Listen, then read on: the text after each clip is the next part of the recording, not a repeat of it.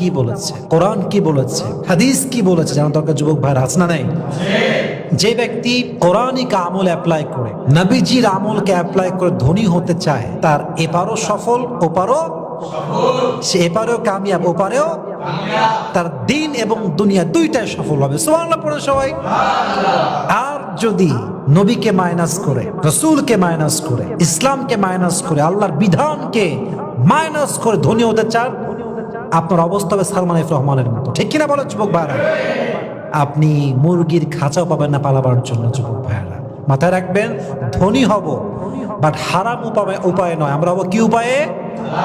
হালাল উপায়ে। আমি আজ কিছু হালাল উপায় বলবো, শুনবেন তো সবাই ইনশাআল্লাহ?